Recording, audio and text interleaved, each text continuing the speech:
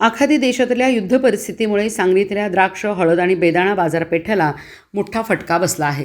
जवळपास 100 रुपयापर्यंत बेदाण्याचा दर घसरला आहे. 400 रुपयापर्यंत पोहोचलेले दर सध्या 300 रुपयावर खाली आलेत. सांगलीच्या बाजार समितीमध्ये बेदाणे सौदे पार पडत आहेत. या ठिकाणी आता बेदाण्याला 300 रुपयांच्या आसपास दर मिळत आहे. आखाती देशातील युद्ध परिस्थितीमुळे काही व्यापाऱ्यांच्या गडबडीमुळे ही स्थिती निर्माण झाल्याचे बेदाणा व्यापाऱ्यांकडून सांगण्यात येत आहे. आखाती देशातील युद्धामुळे बेदाणा निर्यात थांबली आहे. त्याचा परिणाम बेदाणा दरावर झाला आहे. आखाती देशामध्ये मोठ्या प्रमाणात काळा बेदाण्याला मागणी असते. मात्र सांगलीतून पिवळ्या आणि हिरव्या बेदाण्याचा निर्यात केली जाते. या बेदाण्याच्या दरात सध्या 40 ते 50 रुपयांची घसरण झाली आहे, असेही बेदाणा व्यापाऱ्यांकडून सांगण्यात येत आहे.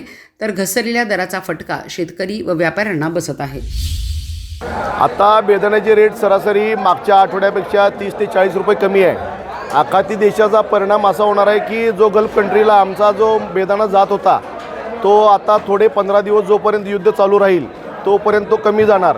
पण इराणचे संबंध सगळ्यांच्या बरोबर खराब झाल्यामुळं पुढं जो एक्सपोर्टला लागणारा बेदाणा आहे, जसा पिवळा आहे किंवा काळा बेदाणा आहे, या मालाला परत ज्यावेळेला युद्ध संपेल त्यानंतरनं त्याला परत चांगले रेट मिळतील. ऑलरेडी आता काळ्या मालाला चांगले रेट आहेत. काळ्यामध्ये दर वाढण्याची काही शक्यता नाही आहे.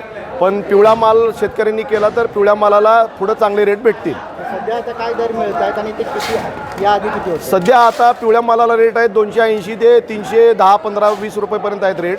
आणि हिरव्या मालाला 240 ते 290, 310. आता मुळात काय झालेलं आहे की माल शेतकरी गडबड करून वाळवत नाही आहेत आणि त्याची प्रॉपर प्रतवारी करत नाही आहेत आणि त्यामुळं त्या मालाला दर मिळत नाही. ज्या शेतकऱ्यांनी चांगलं वाळवलेलं आहे, चांगला माल तयार केलेला आहे, चांगला ड्राय माल केलेला आहे, त्याला 280 ते 320 रुपये रेट आता ऑलरेडी भेटतो आहे.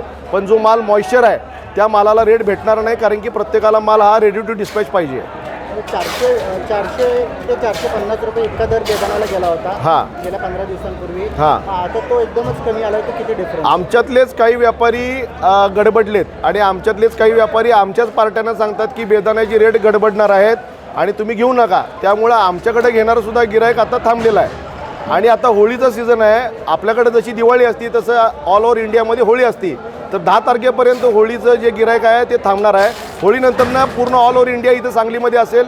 त्यानंतरनं व्यापारी सर्व एकमेकांना आणि आलेल्या क्वालिटीप्रमाणे त्या मालाचे रेटचा निर्णय घेतील. आखाती देशातल्या ज्या युद्धाचा परिणाम तो कितपत झाला या दरांवर? आता आखाती देशाला जाणारा माल हा मुळात मलियार काळा माल आहे आणि पिवळा माल आहे. आपला ग्रीन माल हा इंडियामध्येच खपतो.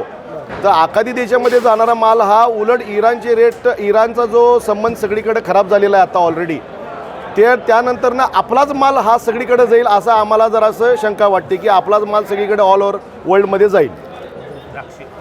मग आता बेदाण्याचं उत्पादन यावेळी कमी होतं. आता द्राक्षाचं जे काही एक्सपोर्ट थांबलेले आहे ते पुन्हा बेदाण्याकडे जातील असं बोललं जातं. द्राक्ष आता ज्या लोकांनी खरेदी केलेली आहेत, जे कंटेनर परत येतात ते परत आता पहिला ते स्टोअर करतील त्यांच्या कोल्ड स्टोरेजमध्ये.